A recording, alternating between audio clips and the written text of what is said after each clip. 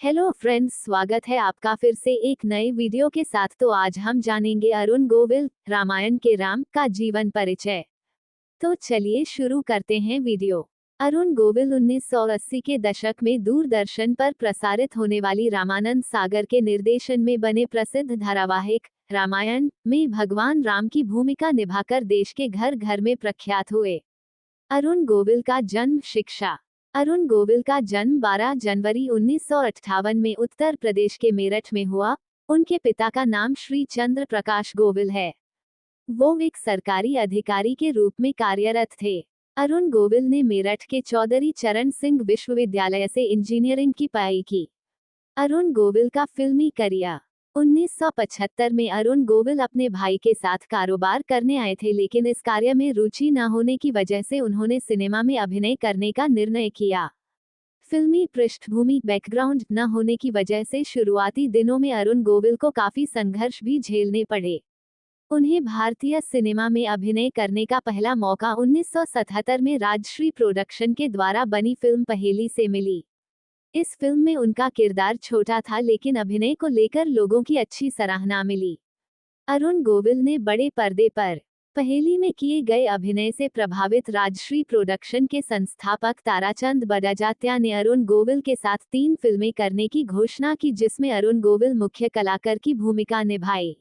ये 3 फिल्में सावन को आने दो, राधा और सीता और सांझ को आंच नहीं 1979 में बनी, जिसमें सावन को आने दो और सांझ को आंच नहीं ने बॉक्स ऑफिस पर बड़ी सफलता पाई, जिसने अरुण गोविल को उस दौर का स्टार अभिनेता के रूप में पहचान दिलाई।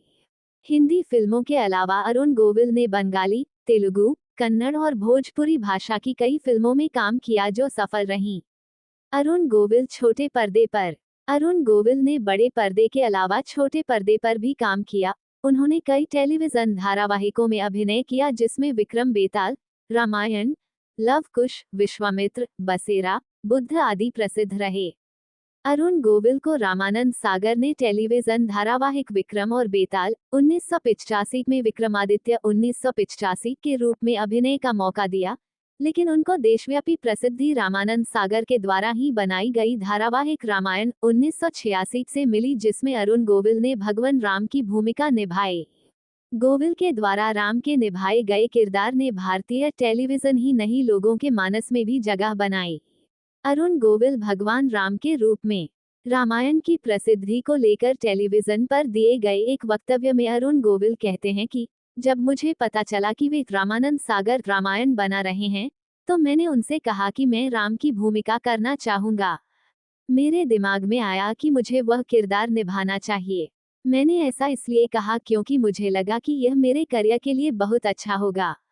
प्रोजेक्ट ऐसा था कि मुझे ऐसा करने का मन हुआ। यह मेरे करियर और जीवन में बहुत महत्वपूर्ण मील का पत्थर साबित हुआ। लोग आज भी मुझे राम के नाम से जानते हैं।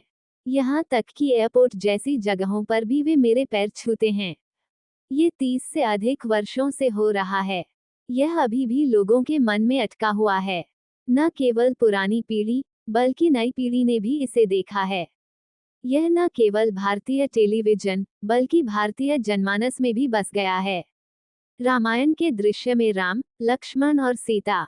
रामायण का एक दृश्य माना जाता है कि उनके द्वारा भगवान राम की निभाई गए उस किरदार ने एक लोगों के मन में अमिट छाप छोड़ी। तब से लोग उन्हें राम ही मानने लगे थे, जिसने उनके फिल्मी करियर को भी प्रभावित किया। रामायण के बाद के जो अलग अलग किरदार उन्होंने फिल्मों में निभाए वो लोगों द्वारा सहज स्वीकार्य नहीं हुए, जिसकी वजह से उन्हें फिल्मों तथा टेलीविजन से दूरी बनानी पड़ी। अरुण गोविल का निजी जीवन। अरुण गोविल अपने 4 भाई और 2 बहनों में चौथे नंबर पर थे। उनके पिता का नाम श्री चंद्र प्रकाश गोविल है। अरुण गोविल की शादी अभिनेत्री श्रीलेखा से हुई। उनके 2 बच्चे अमल बेटा तथा सोनिका बेटी हैं। अरुण गोविल के बेटे अमल की शादी दिव्या से हुई, जिनके पुत्र का नाम आर्यवीर और पुत्री आर्याना है। अरुण गोविल के बड़े भाई विजय गोयल हैं, जिनकी शादी तबस्सुम से हुई। तबस्सुम दूरदर्शन पर प्रसारित सेलिब्रिटी टॉक शो फूल खिले हैं गुलशन के मेजबान होस्ट के रूप में जानी जाती हैं। ये टॉक शो 21 साल तक दूरदर्शन पर प्रसारित हुआ। विजय गोविल और तबस्सुम के पुत्र का नाम होशांग गोविल है, जो फिल्म तथा टेलीविजन में काम करते हैं। तो आपको हमारी आज की वीडियो कैसी लगी कमेंट बॉक्स में जरूर बताएं। वीडियो अगर पसंद आए तो चैनल को सब्सक्राइब जरूर करें। धन्यवाद।